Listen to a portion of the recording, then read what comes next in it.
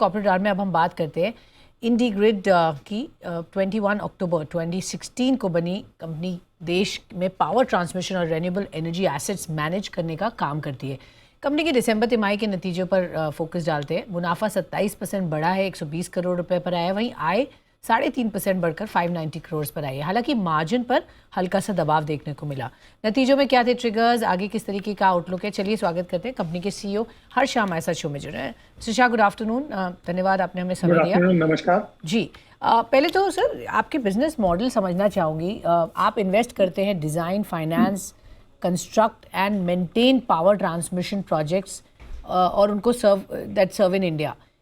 क्या focus area है आपका, कहाँ पर आप फोकस करते हैं, एग्जैक्ट बिजनेस मॉडल किस तरीके का है, कौन सा सेगमेंट सबसे ज़्यादा रेवेन्यू डिराइव करता है आपके बिजनेस में? हमारा बिजनेस सिर्फ पावर ट्रांसमिशन के ऊपर फोकस्ड है। बिसाइड्स पावर ट्रांसमिशन हम लोग सोलर पावर प्लांट्स भी बनाते हैं, मेंटेन करते हैं, और ऑल्सो अभी हम बैटरी एनर्जी स्टोरेज की ओर भी देख रहे हैं। बट लार्जली हमारा बिजनेस पावर ट्रांसमिशन की ओर फोकस्ड है। और हम लोग पावर ट्रांसमिशन के अंदर इंटरस्टेट पावर ट्रांसमिशन, जिसको आप एनर्जी हाईवेज बोल सकते हैं, जो एक स्टेट से दूसरे स्टेट की इलेक्ट्रिसिटी कंट्रोल करती है, टोटल ग्रिड कंट्रोल करती है। वही हमारा बिजनेस है। और हमको एक एन्युटी बेसिस पेमेंट मिलती है, वेदर इलेक्ट्रिसिटी फ्लो होती है कि नहीं होती है, हमको पेमेंट मिलती है जब तक हमारी लाइन अवेलेबल रहेगी या सबस्टेशन अवेलेबल रहेंगी। इसको आप एक छोटा पावर ग्रिड भी बोल सकते हैं, बिकॉज ये बिल्कुल पावर ग्रिड के इक्विवेलेंट मॉडल है, but largely private sector owned. Okay, fair enough. तो पावर ग्रिड मॉडल है लार्ज, बिकॉज ब्लूमबर्ग में कहीं सर हम देख रहे थे आपको लॉजिस्टिक्स के बिजनेस में भी बोला, शायद आप वहाँ पर ऑपरेट करते हैं। तो समझना ज़रूरी है एग्जैक्टली आपका बिजनेस मॉडल क्या था, इसलिए मेरा ये सवाल आपसे था। तो सबसे ज़्यादा रेवेन्यू कौन से स्ट्रीम से आप ले रहे हैं इस वक्त, और क्या सेगमेंट्स हैं जहाँ पर प्रॉमिसिंग ग्रोथ आगे दिख रही है? रेवेन्यू हमारा पावर ट्रांसमिशन बिजनेस से है, जो सेंट्रल सेक्टर पावर ट्रांसमिशन कहते हैं, इंटरस्टेट पावर ट्रांसमिशन। 95% रेवेन्यू वहीं से आता है। इस सेक्टर में बहुत ज्यादा ग्रोथ हम देख रहे हैं, क्योंकि आपने सुना ही होगा कि एनर्जी ट्रांजिशन के लिए जो गवर्नमेंट ने कमिटमेंट लिए हैं, और आज की डेट में रिन्यूएबल एनर्जी एक ग्रिड पैरिटी पे आ चुकी है। तो अगर हम एक्चुअली रिन्यूएबल एनर्जी यूज करें, तो हमारे जो घर में बिजली का बिल आता है उसके मुताबिक हम रिन्यूएबल एनर्जी भी यूज कर सकते हैं। बट हमारे घर तक क्यों नहीं पहुंच रही है? उसका बड़ा कारण है कि एडिक्वेट ट्रांसमिशन और डिस्ट्रीब्यूशन नहीं है जो वो रिन्यूएबल एनर्जी को आपके घर तक पहुंचा पाए, और स्टोरेज नहीं है जो आपको रात को भी रिन्यूएबल एनर्जी दे पाए। तो इन दोनों का जो मिलावट है, वहीं पे हमारा बिजनेस है, जो ट्रांसमिशन और स्टोरेज, जो आपको घर पे रिन्यूएबल एनर्जी तक पहुंचा पाए। तो इस सेक्टर में ये छोटा कैपेक्स है, पर बहुत बड़ा एनेबलमेंट है। इंडिया को अगर एनर्जी ट्रांजिशन अचीव करना है, गोल अचीव करने हैं, और इंडिपेंडेंस बनना है for energy security, energy transition के लिए ट्रांसमिशन में इन्वेस्टमेंट बहुत जरूरी है।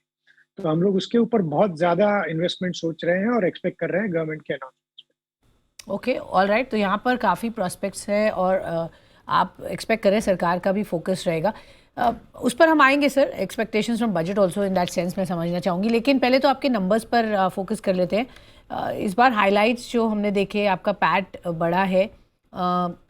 ये साल कैसा लग रहा है FY24 in terms of your overall numbers? क्या जो परफॉर्मेंस है वो कंटिन्यू होगी, मोमेंटम बना रहेगा, या और बेहतर प्रोस्पेक्ट्स लग रहे हैं? किस तरीके के मार्जिन्स का बैंड होगा आगे चलकर? हमारा बिजनेस पैक से ज्यादा ना कैश फ्लो फोकस्ड है। हम लोग एक इन्विट है, तो हमको जितना हम कैश कमाते हैं उसका 90% कैश हमको इन्वेस्टर्स को डिविडेंड के तौर में देना पड़ता है। जो भी कमाते हैं उसका 90% डिस्ट्रीब्यूट करना पड़ता है। सेबी का रेगुलेशन है इन्विट्स के ऊपर। तो पिछले 5 साल में हमने हर साल करीबन 3 से 5% से हमारा डिविडेंड बढ़ाया है। और आज की डेट में भी जैसे हम अभी पे कर रहे हैं 13.3 रुपए पर यूनिट। तो हमने पिछले साल गाइडेंस दिया था कि इस साल 13.3 रुपए पर यूनिट देंगे, और we are very much in track. और इस क्वार्टर में भी हमने 3.3 रुपए डिविडेंड डिस्ट्रीब्यूशन दिया हुआ है। बट जो इम्पोर्टेंट है कि पिछले 5 साल से हम हर साल 3 से 5% बढ़ाते हैं। और हमने शुरू किया था 11 रुपए पर ईयर से, अभी हम 13.3 रुपए पर ईयर है। और हमारी ग्रोथ एक्विजिशन के थ्रू, बिजनेस डेवलपमेंट के थ्रू, प्रोजेक्ट्स बनाने के थ्रू हुई है, और वो हम कंटिन्यूअसली करना चाहेंगे, देखना चाहेंगे। आज की डेट में हम 10% यील्ड पे, डिविडेंड यील्ड पे ट्रेड कर रहे हैं। और आई थिंक हमारा फोकस वही रहेगा कि हम हर साल गाइडेंस दें और उस गाइडेंस के मुताबिक डिविडेंड्स बढ़ाएं और डिस्ट्रीब्यूट करें। ओके, तो डिविडेंड बढ़ाए और डिस्ट्रीब्यूट करें, इस पर फोकस है और वो बढ़ते हुए नजर आएगा। मार्जिन्स पर सर क्या व्यू रखते हैं? किस तरीके के मार्जिन्स आप मेंटेन कर पाएंगे, सस्टेन कर पाएंगे बिजनेस को लेकर? हमारा हमारा बिजनेस 91% EBITDA मार्जिन पे चलता है। तो हमारा पूरा कोशिश वही है कि उसको मेंटेन करके रखें। इन्फ्लेशन बढ़ रहा है, अलग अलग कॉस्ट बढ़ती हैं, बट पार्ट ऑफ रेवेन्यू जो हमारा है वो इन्फ्लेशन लिंक भी है। तो हमारा कोशिश वही रहता है कि हम इस मार्जिन को मेंटेन करते रहें। 5 साल तक तो करे आ रहे हैं 90-91% के बीच में, तो आगे भी करते रहेंगे। और पैट मार्जिन का इतना हमारे ऊपर इम्पैक्ट नहीं पड़ता, बिकॉज हम इन्विट है, इसलिए हम सिर्फ पैट नहीं, डेप्रिसिएशन को भी डिस्ट्रीब्यूट कर सकते हैं। इसलिए हमारे लिए एबिटा मार्जिन ज्यादा इंपॉर्टेंट है, और वो हम कंटिन्यूअसली मेंटेन कर रहे हैं। ओके, सो आप कह रहे हैं मेंटेन किया है और आगे भी यही लेवल्स कर पाएंगे। टोटल एयूएम कितना है sir, and what is the net debt to AUM percentage? अभी हमारा एयूएम है करीबन 21,500 करोड़, और हमारा नेट डेट टू एयूएम है 58%। और से भी हमने को 70% अलाउ करते हैं, तो हम और 5-6 हजार करोड़ के एसेट्स बढ़ा सकते हैं without any dilution, without any capital raising, वो जो इस ग्रोथ के अंदर ऐड करेंगे डिस्ट्रीब्यूशन में। ओके, सो डिस्ट्रीब्यूशन में आप आगे जो ऐड करने की बात करें assets, that will also happen. 5 से 6 हज़ार करोड़ आप बढ़ा सकते हैं, आप कह रहे हैं? करेक्ट। ओके, क्विक सवाल सर, आपने साइन किया एक MOU with GR infra to jointly bid up on transmission projects. क्या अपडेट है सर? क्या हेल्प करेगा आपकी अर्निंग्स को वो? उसकी एग्जीक्यूशन टाइमलाइंस क्या है? थोड़ा सा डिटेल में if you can explain us what sure. This partnership is about. Correct. तो हमारा बिजनेस का लार्ज पार्ट है, हम ऑपरेटिंग प्रोजेक्ट एक्वायर करते हैं, इसीलिए हम लो रिस्क है। हम ज्यादा कंस्ट्रक्शन ईपीसी नहीं करते हैं। हम बने हुए प्रोजेक्ट्स खरीदते हैं जिसके अंदर एक स्टेबिलिटी रहती है 35 साल तक का कैश फ्लो कमाने की। तो इसके लिए हम लोग अलग अलग डेवलपर से पार्टनर करते हैं। अगर आप देखेंगे पिछले 3-4 महीने के अंदर हमने 3 एक्विजिशन किए हैं। एक एक्विजिशन किया है रायचूर शोलापुर, जो बनी बनाया प्रोजेक्ट था करीबन 225 करोड़ का, 240 करोड़ का, जो हमने खरीदा पटेल सिंप्लेक्स और बीएस ट्रांसकॉम से।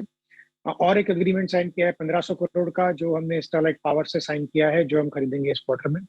और हमने साइन किया जीआर के साथ, जीआर इंफ्रा के साथ, जो आपने एमओयू बताया वो। उसके लिए हमने 500 करोड़ का प्रोजेक्ट ऑलरेडी जीत चुके हैं। जो प्रोजेक्ट अभी अच्छे प्रोग्रेस पे चल रहा है, इस साल खत्म भी होने वाला है कैलेंडर ईयर में, और उसके बाद हम अक्वायर करेंगे। तो वो कुल मिला के करीबन 2,200 करोड़ की हमने एक्विजिशन पिछले 3-4 महीने में करे हैं। और जीआर के साथ हमारा पार्टनरशिप ये है कि हम और 4-5 हजार करोड़ के प्रोजेक्ट्स के लिए बिड करेंगे, और अगर जीतते हैं तो एग्जीक्यूट करेंगे और हम अक्वायर करेंगे। तो यही यही प्रोग्रेस है, और हम कंटिन्यूअसली प्रोजेक्ट्स और एसेट्स देखते रहेंगे यूएम को बढ़ाने के लिए, और इवेंचुअली डिस्ट्रीब्यूशन जो इन्वेस्टर्स को मिलता है as a dividend yield, distribution yield, वो बढ़ाने के लिए। हर्ष, आपसे जानना चाहेंगे जो रीसेंट फोकस है of course all over the world, और हमारी कंट्री यहाँ पर लीड ले रही है when it comes to green energy. National green hydrogen mission अभी सरकार ने हाल ही में अप्रूव किया है। किस तरीके का बेनिफिट वो आपको देता है, और आगे ग्रीन एनर्जी पर जो फोकस रहेगा, आप कैसे उसमें आप अपने बिजनेस मॉडल को कैसे इवॉल्व करेंगे उस डायरेक्शन में? Thank you. देखिए, पहले तो है कि एनर्जी एनर्जी है। आज की डेट में इंडिया एनर्जी के लिए कोल और ऑयल एंड गैस पे डिपेंडेंट है। आपकी सबकी गाड़ी वगैरह भी उसी से चलती है। फिर अब 3 बड़े रिवॉल्यूशन चल रहे हैं वर्ल्ड में। एक है ईवी के side, we will not talk about it, पर उसकी वजह से आपका एनर्जी कंजम्पशन, इलेक्ट्रिसिटी कंजम्पशन बढ़ेगा, जो ऑयल एंड गैस के से दूर जाएगा, जो इंडिया के लिए बेटर है, बिकॉज हम लोग इलेक्ट्रिसिटी सोलर से भी प्रोड्यूस कर सकते हैं।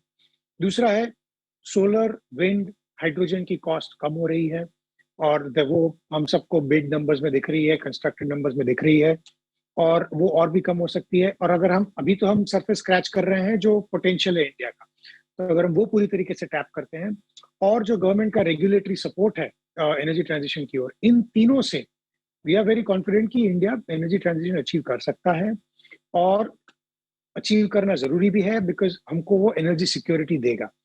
नाउ ये करने के लिए हम जो पार्ट पूरे वैल्यू चेन में प्ले करते हैं, वो है ट्रांसमिशन का, स्टोरेज का, और थोड़ा बहुत रिन्यूएबल एनर्जी का। तो वो पार्ट बहुत क्रिटिकल है, बिकॉज आज की डेट में सबसे सस्ती इलेक्ट्रिसिटी रिन्यूएबल से वहीं बन सकती है जहाँ सबसे अच्छा सूरज हो, सबसे अच्छा पानी हो या सबसे अच्छा विंड चल रहा हो। तो उन सबको आपको अगर सोलर पावर चीप बनानी है तो आपको वेस्टर्न कंट्री में, वेस्टर्न इंडिया में जाना पड़ेगा, राजस्थान, गुजरात, लद्दाख। आपको हाइड्रो बनानी है तो नॉर्थ ईस्ट और नॉर्थ में जाना पड़ेगा, विंड बनानी है तो वेस्ट और साउथ में जाना पड़ेगा।